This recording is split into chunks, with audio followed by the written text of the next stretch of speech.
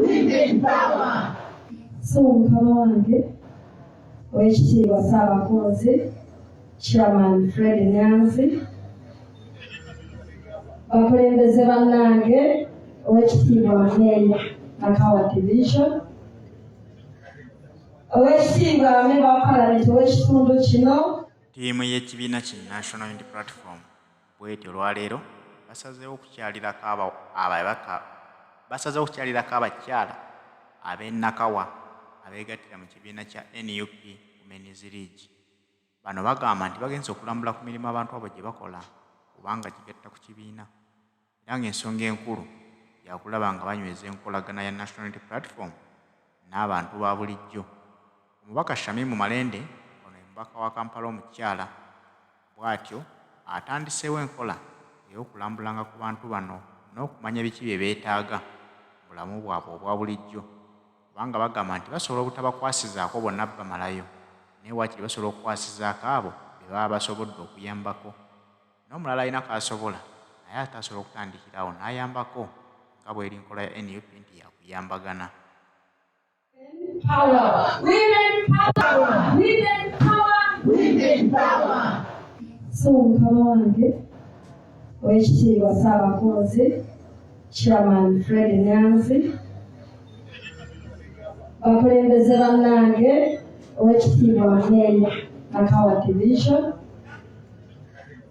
owekitiibwa Member wa Parliament ow'ekitundu kino in absentia, n'owekitiibwa Dr. Miriam Matembe in absentia, bannange abakyala mukama mulungi ekiseera kyonna.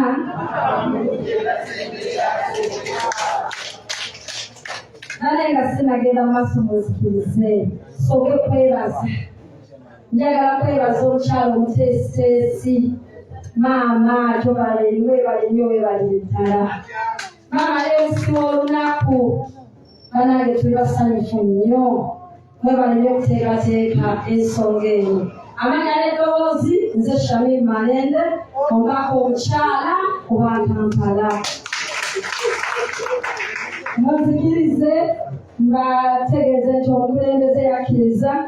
nti mbeere minisita ow'ensonga z'eddembe ly'obuntu. Era mu kkolerero lyerimu si munnabyabufuzi wa bulijjo, olw'ensonga kujja kusinga kunegera mu kkooti ne makomera ne museebayo nanoonya abantu baffe abakola ki abasibiddwa, ate ng'ekyo nasalamu kikole ku bwereere badde nga lofamira ngera kusasulira amalenda Kampala Advocates. N'ekyo mukama wange bw'akunga bano balamajjuma bwe bakunga nga bwe bakungaanyizza wano ekikwebeto okirerawo Shamimu yabeera eyo gye muba temugoberedde okusobola okununula baba baffe bakyala baffe mikwano gyaffe abalwanyi bonna. N'obwekyo bannange kankozesa omukisa guno era nange mbategeeze nti wabeerangawo embeera yonna ne mukiraba efaanana bwetyo bannaffe nga mulaba babatutte, bannange mujje ku makooti, mujje twanja abantu baffe, buli omu kozesa eddoboozi ly'olina obeere ng'obanja omuntu asibiddwa. Olunaku olwajjo nabadde n'omukisa nenjogerako n'abaana abanyira eruzira Maxon Bay naye nga bakaaba bagamba Shamimu genda otugambire Ssaabakunzi, genda otugambire abakulembeze bonna, tugambire Paalamenti yonna, tuli abantu ebali miliyoni 5 abantu bali mu kusaagamu, tuli eno mu makomera tufa. Bannange ensonga zonna muzireke mutunule ensonga y'amakomera tufa. Batuzibira mu kasenge bayiwamu amazzi ne bakutuuzaamu nga talina muntu gw'oyogera naye. N'abaana bakulembeza ensonga y'abasibe. Era njagala okwebaza ow'ekitiibwa Ssaabakunzi n'abakulembeze bonna NUP wamu ne sipiika mukama wange olw'omusibe mwebali kulembeza ensonga y'abasibe. NUP ebaddewo nnyo nammwe ate bannayuganda mubaddewo nnyo ensonga y'abasibe, naye bagalesa twongeremu amaanyi, twongeremu eddoboozi. Tewali ddembe ly'abantu ly'ogenda kufuna ng'eddembe eryo basobola okuba nga balikwata nga bwe baagala. Eddembe lyonna lisookerwamu wako litandikira kukuba nti olina eddebero ly'omuntu eyeetala n'osobola okutuma wano n'owandiika bino by'owandiika n'okunanya abakyala kuba toli mu kkomera ndowooza ow'ekitiibwa Namuli agenda kuba mujulizi kubanga ebagenda okwaniriza pulezidenti bo munnange ne babakaba naye nga tebalina kye bakoze amanye ekkomera bwerinyiga era n'abakulembeze bangi nnyo bano baali bateeka emabega w'emitayimba sebaabo omuntu enayiriza leero okujja okukolera abantu olina kyatula bisaawa 3 oba birofagala ova omukomera omutuge ogamba ali mu kyono so n'olwekyo bannange badde basaba ng'ali ku forward front wamu ne bakama ba NUP tetusuulirira bani baffe mu makomera yeswa ensonga emabegako nali mu South Africa natumibwa nga human rights minister nangenza okwengemera ensonga z'eddembe ly'obuntu ne Nelson Mandela bafuna muti obwetwaze mu South Africa sole zaali zikaabya naye kyali kisinga obukulu mu byonna nti bano abantu olengera mu makomera bamagalamu abo abatali banamazeeyo omwaka omulamba bamashete olivira Lutaaya be bakulembedde struggle y'okuliberatinga Uganda omuntu yenna asibiddwako oba atemabega w'emitayimba yenna nyinistraka akulembedde kubanga South Africa yasinziira ku abo n'amaloboozi g'abaali basigadde ebweru ne bamati abadde bakutubawo eddembe lyabwe kyekyo ekitiibwa kyebafuusoja kyekitiibwa kyemba omwana ali mu kkomera kyekitiibwa kye nagamba nti amateeka ge nasoma lwakiri galikola ekyo kyeryajulibwa Mukama Katonda ng'amaze okufa olunaku lw'abakyala tusinkanye ng'abakyala nzaani ayogera oluvannyuma lwa mukama wange Dr. Miriam Matembo okuba nti ayogedde byonna kumpi buli kimu akimaziire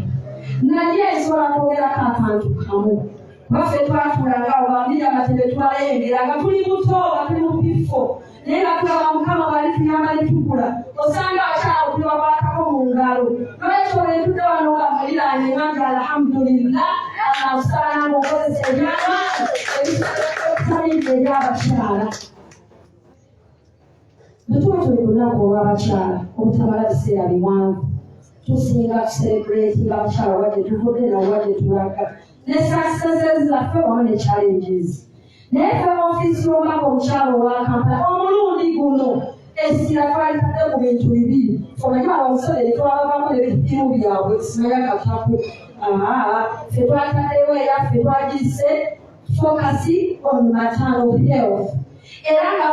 ttiimu eyo twasazeewo nti ng'omwaka omukyala owa Kampala tunoonyereza ku bakyala abeera enguudo abatunda ku street abafumbo abatali bafumbo nga challenge esinga obuzibu byembeera mwe bazaalira abakyala bangi batuuka okugenda okuzaala nga tebalina yaddere kiti basobola okukozesa ne tugamba faabaani ku bajeti yaffe katusaleko tugulira abakyala n'amakiti ez'obwereere abo bonna batasobola kuzigula ate ekyaffe nga mu mateeka bwe gali ffe tukolera Kampala yokka munnange ffe awo twasukkawo kubanga ffe ng'abakyala oba tugaba aba alumwa toyinza kumuleka ono obwentaba omulabi ali wano nakabona ava abakiso kitegeeza ensonga z'abakyala zigaziwa okusinga wookiikirira nolwekyo bamakisi ze twala okinganga 6 twatandika okuzigaba nga za bwereere oba olina omukyala yenna g'omanya ali eyo nga muzito omwami yamusuula kubanga be bamaama be bataata abantu bakwate n'abakazi batu tebasobola yadde okwetuusaako ekikulu embeera bwe bakolera leero tubadde katale k'abalema ebisolo bingi kesisire abakyala batambuza emmere ebakwata togamba ennaku eri ku mukyala kakati oba olinayo gw'omanyi bambi musindika omugabe tomaka omukyala amakisi za bwereere tuzigaba tetusosola jurisdiction oba kikomoova offices ziri Kawempe office akosobola n'okugera ku ssimu yaffe 070 726 oba oteekako ne kamesegi nti njagala mamakiti yabwereere ne mumbeera oba nina mukwano gwange ali mu mbeera nzibu ayagala mamakiti yabwereere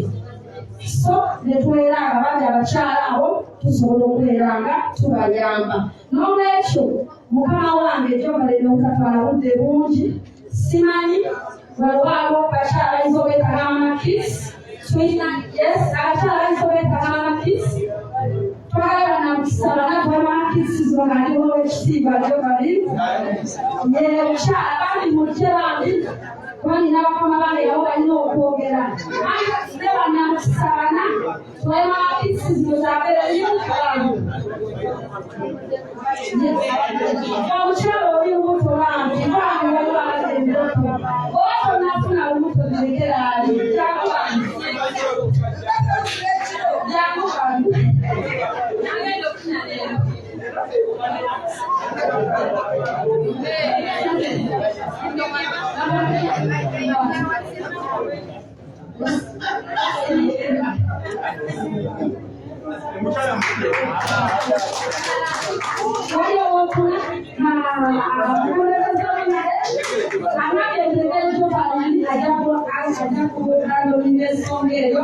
bayasinga okumanya abakulembeze